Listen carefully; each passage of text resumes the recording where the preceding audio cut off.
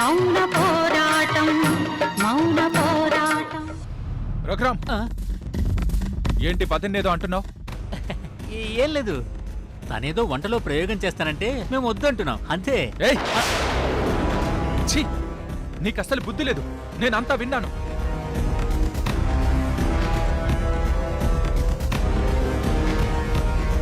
వదిన మిమ్మల్ని అంత బ్రతిమలాడుతుంటే మీరిద్దరూ ఎందుకంత హార్ష్గా వద్దంటున్నారు? వదినేమీ చెడ్డది కాదు.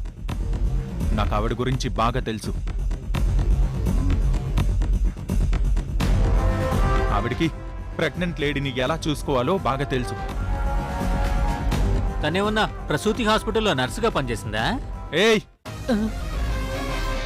నువ్వు మధ్యలోకి రాకు. వచ్చావంటే మర్యాద మిగలదు నీకు.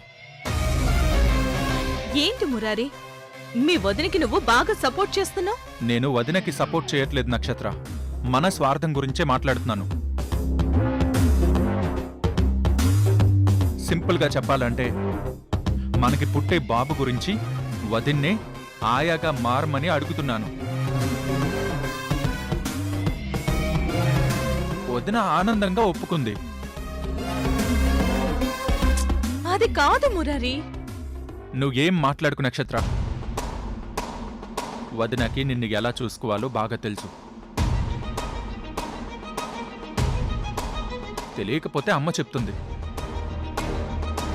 నీ పని నీకేం కావాలో వాళ్ళకి చెప్పి చేయించుకోవడమే.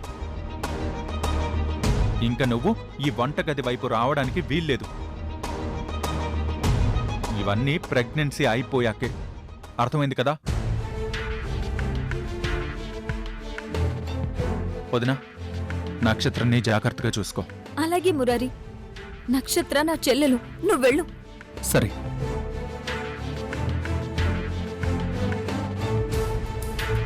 నక్షత్ర, నువ్వు వెళ్ళి సోఫాలో కూర్చో. నీకు జ్యూస్ చేసి తీసుకొస్తాను.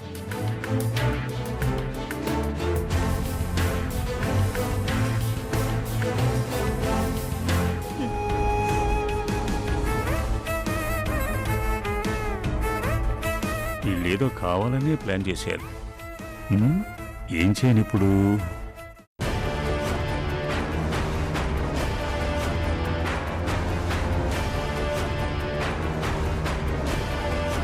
అవును సార్, ఇది చాముండేశ్వరి దేవి గారి పేరు మీదే రాసిన వీలునామా.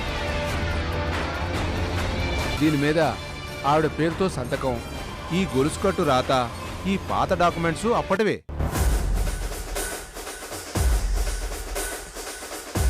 ఇప్పుడు ఈ నోటరీలు దొరకవు. సార్ హరిచంద్ర ప్రసాద్ గారు, దీని ప్రకారం మహేంద్ర గారు చెప్పింది కరెక్టే.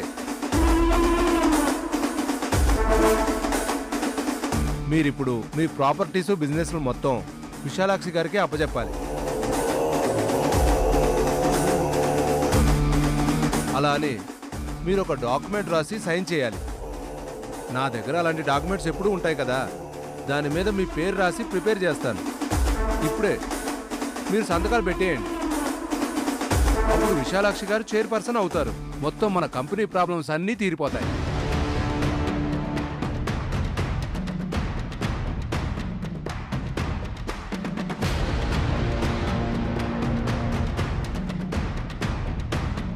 సైన్ చేయండి సార్. అయ్యో, సంతకం చేయండి మామగారు. సైన్ చేయండి సార్. సైన్ చేయండి.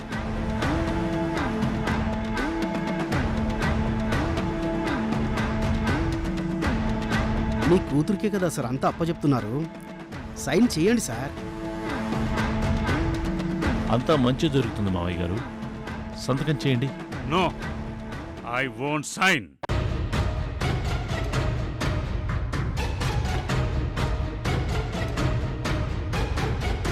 ఏ, ఎందుకు పెట్టారు? I won't sign. ఏంటి నాన్న, సంతకం పెట్టవా? No, no way at all. ఏ, నేను నీ కూతుర్ని కానా? నా కూతురువైనా ఐ వోంట్ సైన్ హియర్.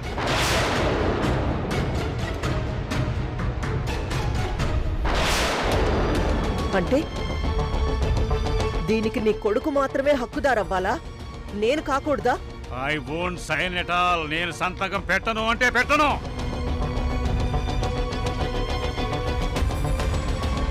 మీరు సైన్ చేయకపోతే మేము కంపెనీ నుంచి షేర్స్ విత్డ్రా చేసుకుంటాం. మొత్తం బిజినెస్ అంతా కొలాప్స్ అయిపోతుంది. ఏం జరిగినా సరే I won't sign on this document.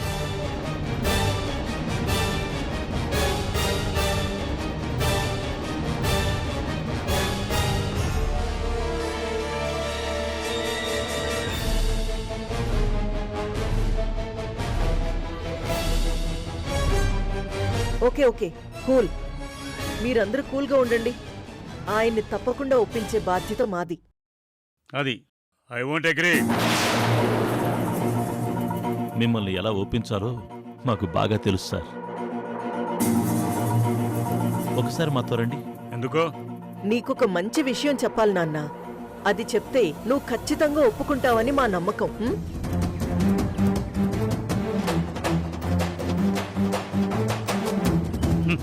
మీరెంత మంచి మాటలు చెప్పినా నో, ఐ వోంట్ అగ్రీ. రండి. సరే, నీ పట్టుదల నీది, నువ్వు ఒప్పుకుంటావన్న నమ్మకం మాది. సరే రా, రా నాన్న, రా. రండి. రా నాన్న, రా నాన్న, రా నాన్న.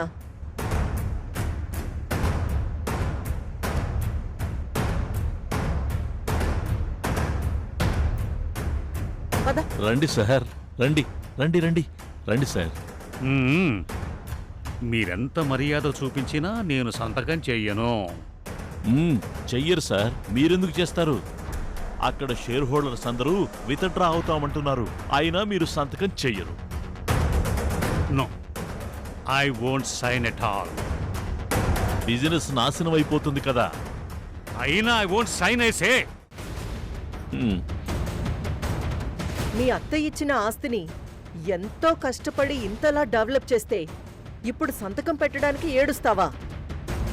న్యాయంగా ఇన్నేళ్లు ఈ ఆస్తికి కాపలాగా ఉన్నందుకు ఇది మాకే దక్కాలి. ఎందుకు దక్కాలి?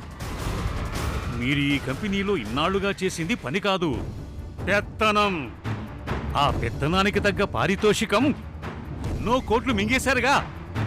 అది చాలదా మీకు? మహేంద్ర, ఈ ముసలోడు చాలా ఎక్కువ మాట్లాడుతున్నాడు కానీ వీడికి దాని మొహం చూపించు. ఓకే.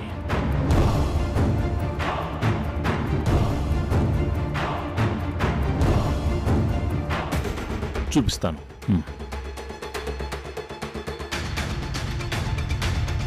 సార్, రేయ్, మా పెద్ద మనిషి మా మాట వింటం లేదురా. నువ్వైనా చెప్పరా. సార్ ఎందుకు సార్? మా సార్ చెప్పిన మాట విని సంతకం పెట్టేయండి. వీళ్ళు చెప్తేనే వినలేదు. నీలాంటి వెధవన్నర వెధవలు చెప్తే ఎలా వింటాను అనుకున్నావురా? రేయ్, ఈ ముసలోడికి చాదస్తం ఎక్కువ. ఇంకా లాభం లేదు కానీ ఒక పంచే, దాన్ని చూపించు ఒకసారి. అలాగే అమ్మా.